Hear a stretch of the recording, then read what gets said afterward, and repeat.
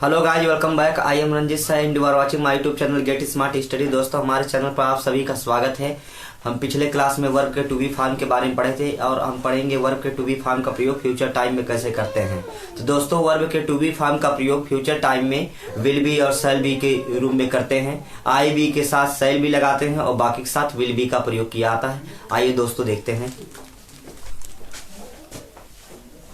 तो दोस्तों, हमने बताया आई बी के साथ हम क्या करेंगे, शैल बी का प्रयोग करेंगे और बाकी के साथ हम क्या करेंगे, और बाकी जो सब्जेक्ट है जैसे ही आ गया, सी आ गया, इट आ गया या कोई नाम आ गया, यू आ गया और दे आ गया। तो दे, यू, ही, सी, इट या कोई नाम आता है तो उनके साथ हम क्या करेंगे, विल बी का प्रयोग करेंगे और उसके बाद क्या करेंगे, अदर वर्ड्स का प्रयोग हम करेंगे। देखते हैं सेंटेंस। जैसे देखिए, सबसे पहले हम सेंटेंस देखते हैं, जैसे अफर्मेटिव सेंटेंस। तो अफर्मेटिव सेंटेंस जो होता है उसका जो स्ट्रक्चर होता है वो सबसे पहले हम क्या करते हैं, सबसे पहले स्ट्रक्चर में हम लिखते हैं सब्जेक्ट और सब्जेक्ट के बाद हम क्या लिखते हैं, विल बी, विल या शैल लिखते हैं। तो विल या शैल हमने लिखा और उसके बाद बी का प्रयोग किया और बी के बाद अदर वर्ड्स, अदर वर्ड्स। तो दोस्तों, आपने देखा कि अफर्मेटिव का अगर से स्ट्रक्चर है और क्या नाम है, फ्यूचर टाइम में हमें क्या करना है, विल बी शैल बी का प्रयोग करना है, अर्थात वर्ब के टू बी फॉर्म का प्रयोग फ्यूचर टाइम में करना है। तो हम क्या करेंगे, विल बी शैल बी का प्रयोग करेंगे। आई बी के साथ हम क्या लगाएंगे, शैल बी का प्रयोग करेंगे और दे, यू, ही, सी, इट या किसी नाम के साथ हम विल बी का प्रयोग करेंगे। अफर्मेटिव सेंटेंस, अफर्मेटिव सेंटेंस का मतलब यह होता है जैसे जिसमें नहीं शब्द ना आए, कोई प्रश्न न पूछा जाए, उसे अफर्मेटिव सेंटेंस कहते हैं। जैसे मान लीजिए, वह घर पर होगा, ठीक, वह खुश होगा, वह डॉक्टर बनेगा, ठीक, तुम वहां होगे। तो इस प्रकार के सेंटेंस को हम अफर्मेटिव सेंटेंस कहते हैं। तो दोस्तों, स्ट्रक्चर अफर्मेटिव सेंटेंस का क्या होता है, सब्जेक्ट प्लस विल या shall plus be plus other words, ये आपके क्या होते हैं, अफर्मेटिव सेंटेंस के स्ट्रक्चर होते हैं। सेंटेंस को हम देखते हैं। जैसे मैंने कहा,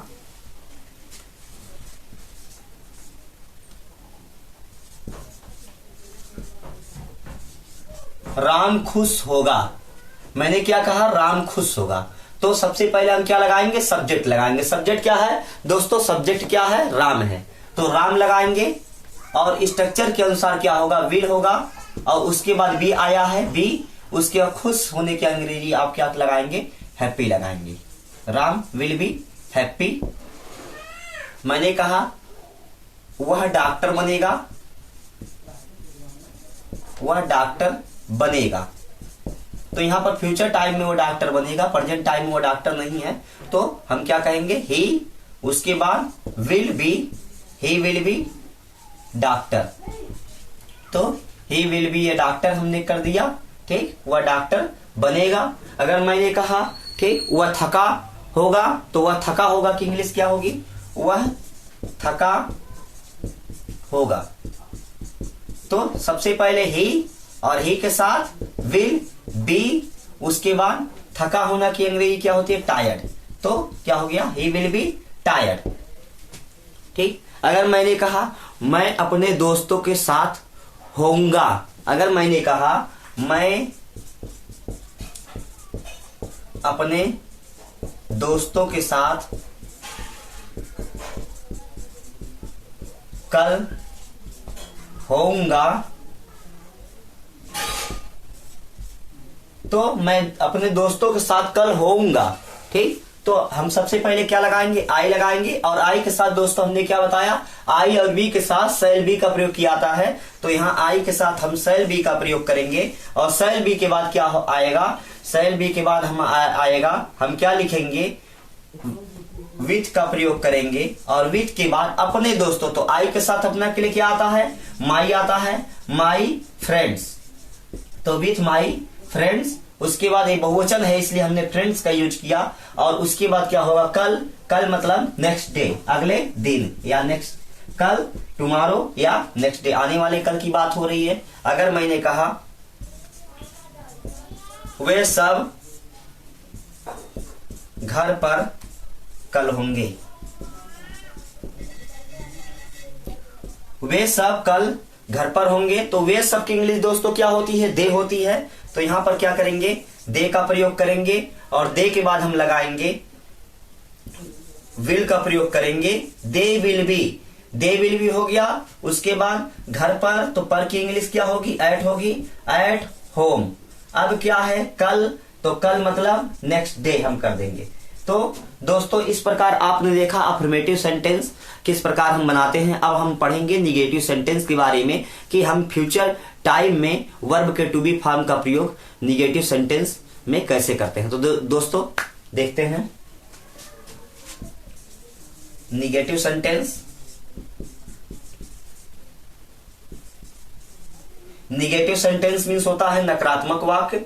इसका स्ट्रक्चर दोस्तों सबसे पहले हम क्या करेंगे, सब्जेक्ट को लिखेंगे, सब्जेक्ट के बाद हम क्या करेंगे, ओंट, ओंट लिखेंगे या हम सेंट भी लिख सकते हैं, ठीक, ओंट या सेंट। उसके बाद क्या करेंगे, बी का प्रयोग और उसके बाद अदर वर्ड्स का प्रयोग हम करेंगे। तो सब्जेक्ट प्लस ओंट, ओंट का मतलब विल नॉट या सेंट मतलब शैल नॉट और plus be plus other words, इसका ऐसे प्रयोग हम करेंगे। जैसे मैंने कहा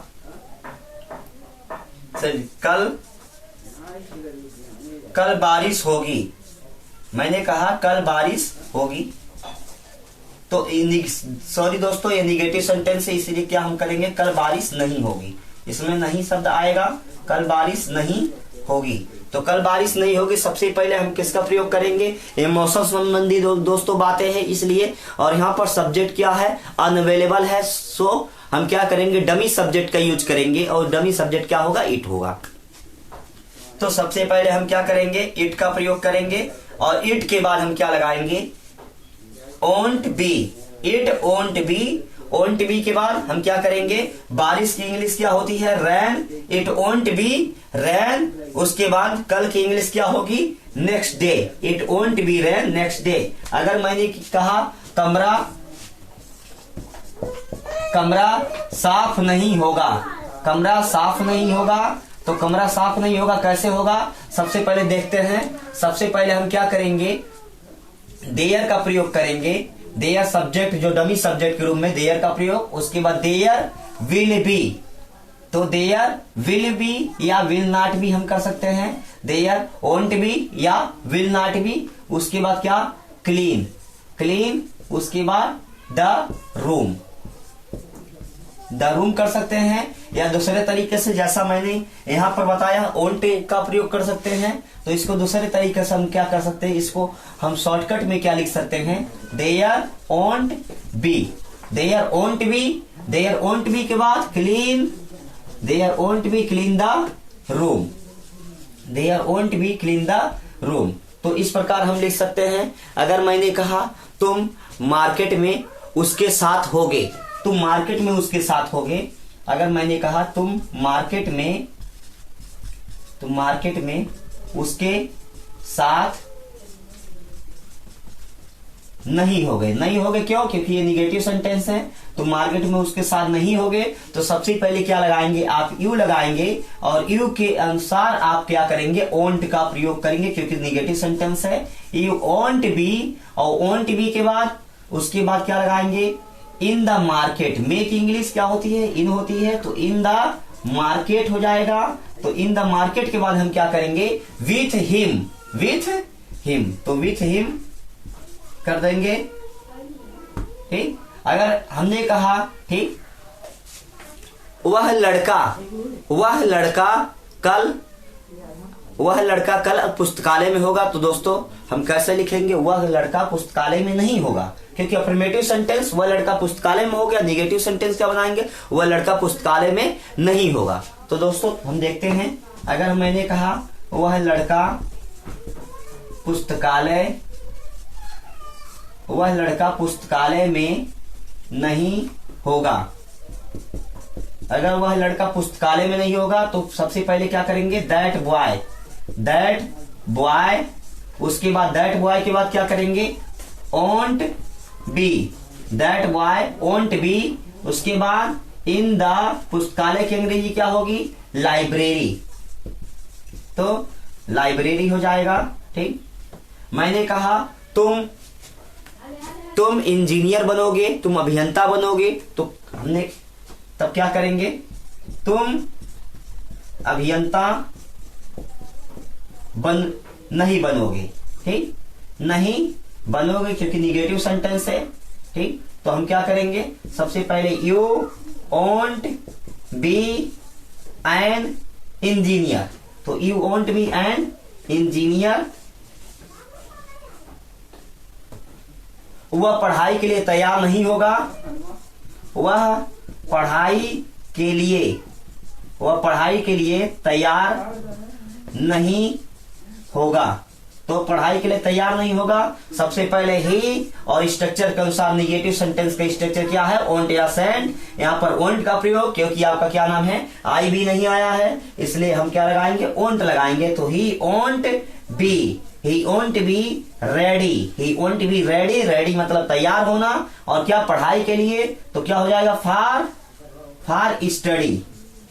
स्टडी हो जाएगा। तो he won't be ready for study. तो दोस्तों इस प्रकार आपने सेंटेंस देखा कि अफर्मेटिव में क्या हो सकता है और निगेटिव में क्या हो सकता है। निगेटिव में आप क्या कर सकते हैं, वे विल नॉट बी या शैल नॉट बी का प्रयोग कर सकते हैं, या विल नॉट बी को शॉर्टकट में आप क्या कर सकते हैं, वोंट बी कर सकते हैं, और शैल नॉट बी को आप सेंट बी कर सकते हैं। तो दोस्तों आज के लिए बस इतना ही।